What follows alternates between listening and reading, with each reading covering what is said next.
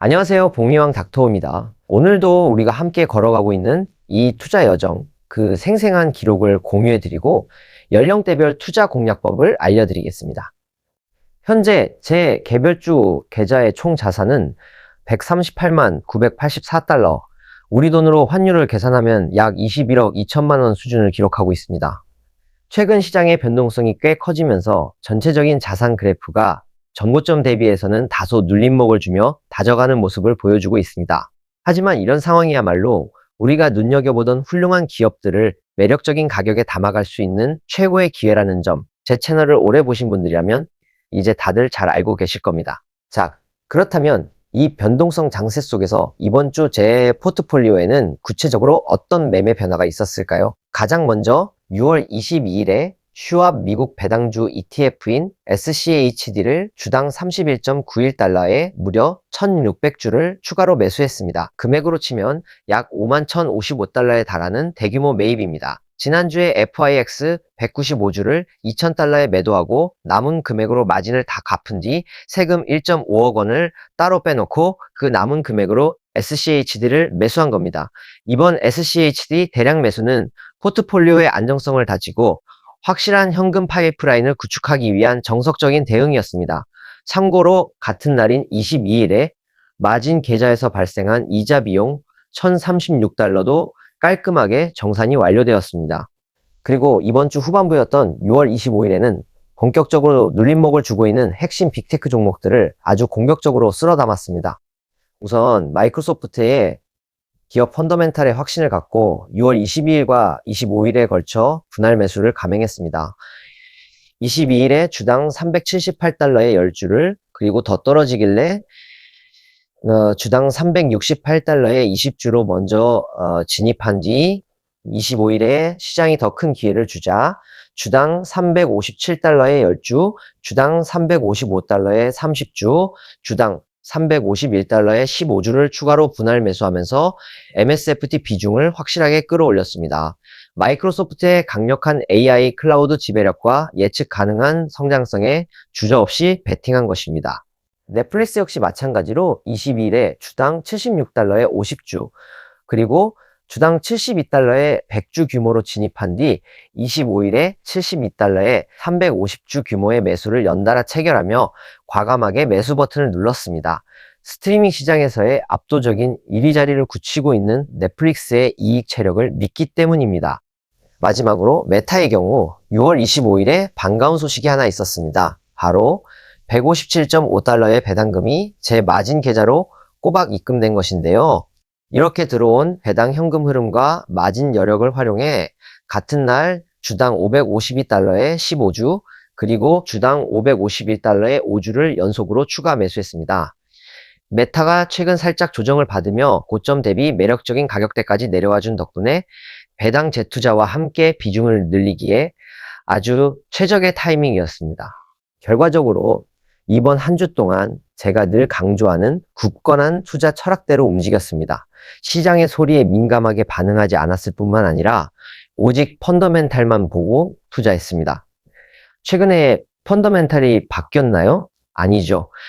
그냥 시장의 소음일 뿐입니다. 시장의 단기적인 소음과 주가 흔들림에 일희일비할 필요가 전혀 없습니다. 우리가 보유한 위대한 기업들은 지금 이 순간에도 엄청난 돈을 벌어들이며 스스로의 가치를 증명해내고 있으니까요.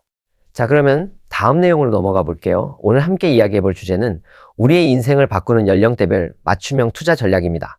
세계 최고의 투자자 워렌 버핏이 이런 말을 했습니다. 오늘 누군가가 그늘에 앉아 쉴 수 있는 이유는 오래전에 다른 누군가가 나무를 심었기 때문이다. 참 가슴에 와닿는 말이죠.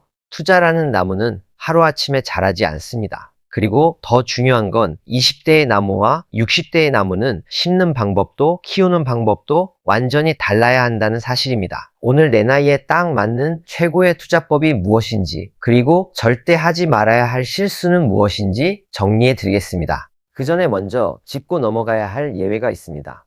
만약 여러분이 지수 투자나 ETF가 아니라 개별 주식 투자를 하신다면 20대부터 눈을 감는 그날까지 목표는 항상 똑같아야 합니다. 바로 현금 흐름이 좋고 매년 10% 이상의 높은 성장률을 지속할 수 있으며 부채 대비 현금성이 건강하고 앞으로도 예측 가능하고 안정적으로 성장할 수 있는 복리 기업을 찾아내는 것입니다. 개별주 투자의 본질은 평생 변하지 않습니다. 하지만 만약 여러분이 지수, 즉 인덱스와 ETF 투자를 중심으로 자산을 굴리신다면 이때부터는 연령대별로 전략을 차별화해야 합니다. 먼저 인생의 황금기이자 투자의 씨앗을 뿌리는 20대부터 얘기해 볼게요. 이 시기에 가장 큰 무기는 무엇일까요? 바로 시간입니다. 돈은 적어도 시간이 많기 때문에 복리의 마법을 가장 극적으로 누릴 수 있는 나이입니다. 그래서 저는 20대 분들에게는 100% QLD, 그러니까 나스닥 100 지수를 2배로 추종하는 레버리지 ETF에 올인하는 전략을 강력하게 추천합니다.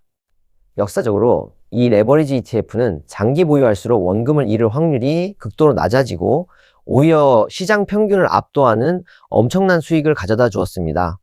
실제 데이터 기반의 백테스트 결과를 보면 아주 흥미롭습니다. 앞으로 보여드릴 차트들은 라오원님의 발표회 때 가져온 차트들이다. 자, 일단 10년 동안 QLD를 보유했을 때 원금조차 회수하지 못할 확률은 단 9%에 불과합니다.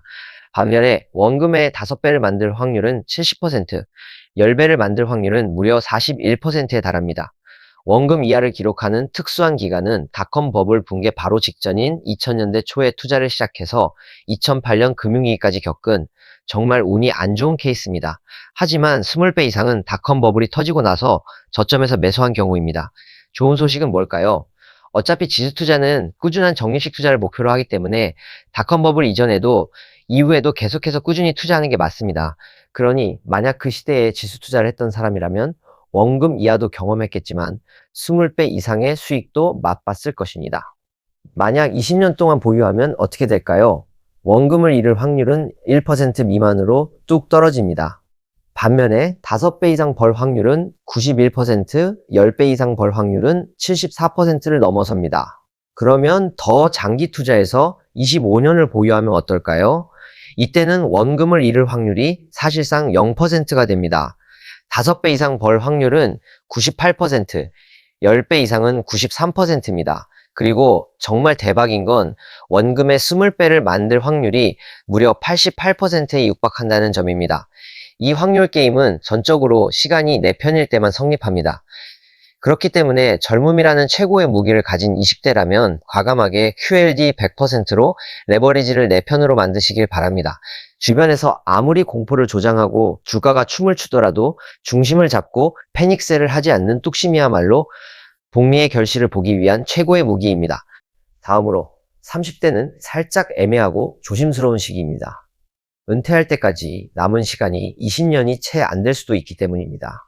따라서 30대에는 레버리지를 조금 낮추고 미국의 우량 성장주 ETF인 SCHG를 중심으로 가져가는 것을 추천합니다. 여기에 약간의 안정감을 더하고 싶다면 미국 배당 성장 ETF인 SCHD를 섞어주는 것이 좋은데요. 제가 생각하는 훌륭한 조합은 SCHG 대 SCHD를 9대1 또는 8대2 정도로 가져가는 비율입니다.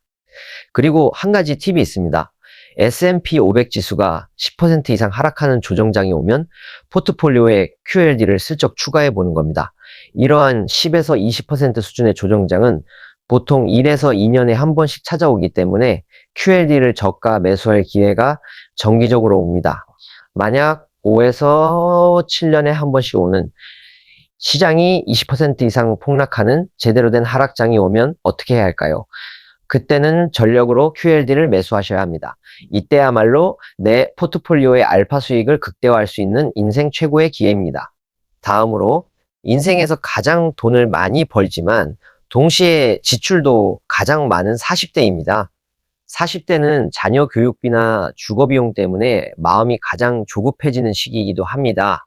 하지만 이때는 속도보다 안정성과 균형이 중요합니다. 여기서 잠시 제 개인적인 조언을 드리자면 저는 아이들에게 과도한 사교육비를 지출하는 것을 별로 추천하지 않습니다. 그 돈을 차라리 아이들의 이름으로 시장에 투자해 두는 것이 훗날 아이들이 커서 여러분에게 진심으로 고마워할 길입니다. 이 사교육비와 투자에 대한 이야기는 추후 영상에서 더 깊게 다뤄보도록 하겠습니다. 어쨌든 40대는 이제 돈을 써야 할 시기가 점점 다가오기 때문에 더 많은 안정성이 필요합니다. 주가가 완전히 폭락한 하락장이 아니라면 QLD는 아예 쳐다보지도 않는 것이 좋습니다. 만약 하락장이 온다면 QLD를 살 좋은 기회이지만 이때도 절대 기존에 모아둔 ETF를 팔아서 이동하면 안 됩니다. 그건 너무 위험합니다. 기존 포지션은 그대로 유지하되 매달 남는 여유 현금이 있다면 그것으로 QLD를 매수하는 전략이 매우 유익합니다.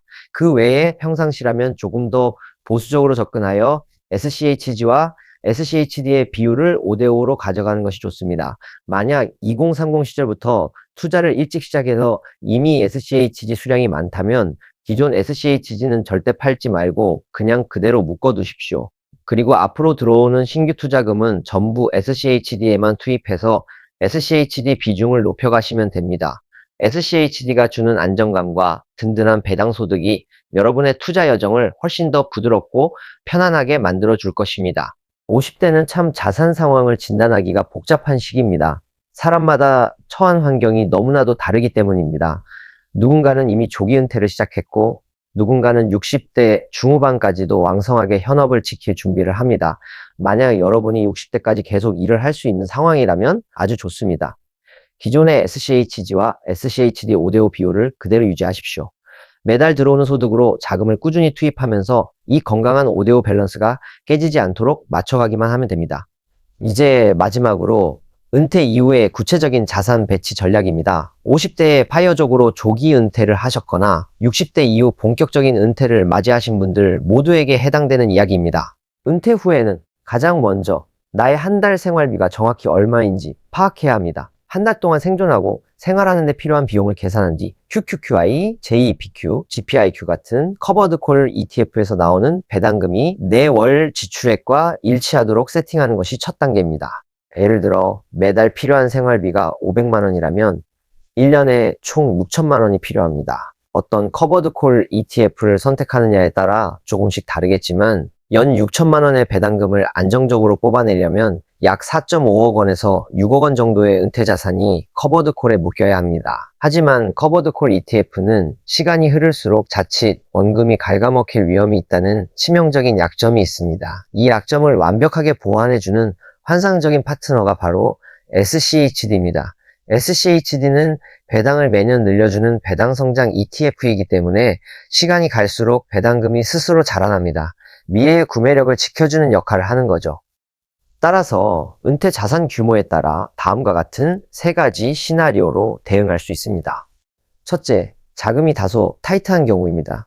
우선 생활비를 커버할 수 있는 만큼의 금액을 커버드 콜 ETF에 넣어 매달 필요한 현금 흐름을 확보하십시오. 그리고 남는 잔여 자금은 전부 SCHD를 매수해서 자산의 방어력을 높이는 전략을 취해야 합니다. 둘째, 생활비를 충당하고도 자금이 꽤 넉넉하게 남는 경우입니다. 커버드 콜로 생활비를 다 세팅하고도 남은 돈이 충분하다면 그 남은 자산은 SCHG와 SCHD를 정확히 5대5로 나누어 담으십시오.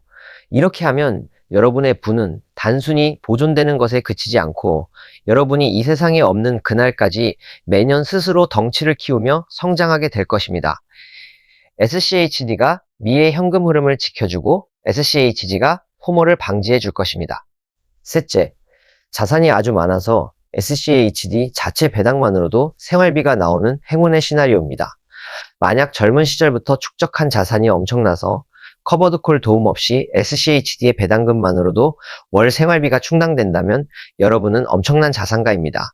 기존에 갖고 있던 QLD나 SCHD는 매도하지 말고 그대로 둔 채 인생을 즐기시면 됩니다. 진심으로 축하드립니다. 엄청난 부를 이루신 겁니다. 자, 오늘 20대부터 은퇴 이후까지 연령대별로 완벽하게 달라지는 투자 전략을 짚어봤습니다. 결국 핵심은 하나입니다. 20대는 시간을 무기로 레버리지를 활용해 공격적으로 자산을 불리고 30대와 40대는 균형 잡힌 포트폴리오로 안정성을 더하며 은퇴 시점에는 확실한 현금 흐름과 배당 성장의 시스템을 구축하는 것입니다. 내 나이에 맞는 올바른 옷을 입을 때 복리의 마법은 비로소 완전한 우리 편이 됩니다. 참고로 저는 30대 중반이고 제 개별주 계좌 말고는 전부 ETF로 자산을 꾸려가고 있습니다. 저는 지금 성장 ETF와 배당 ETF 비율을 9대1로 해서 수량을 모아가고 있습니다. 오늘 영상이 여러분의 자산 지도에 좋은 나침반이 되었기를 바랍니다. 오늘 영상이 도움이 되셨다면 구독과 좋아요, 알림 설정까지 부탁드립니다. 다음 주는 제가 SCHG보다 더 좋아하며 제가 직접 모아가는 최고의 성장주 ETF 하나를 소개해드리겠습니다. 만들어진 지 3년 반이 되어가며 아직 많은 사람들이 잘 모르는 ETF입니다. 지금까지 복리왕 닥터호였습니다. 감사합니다.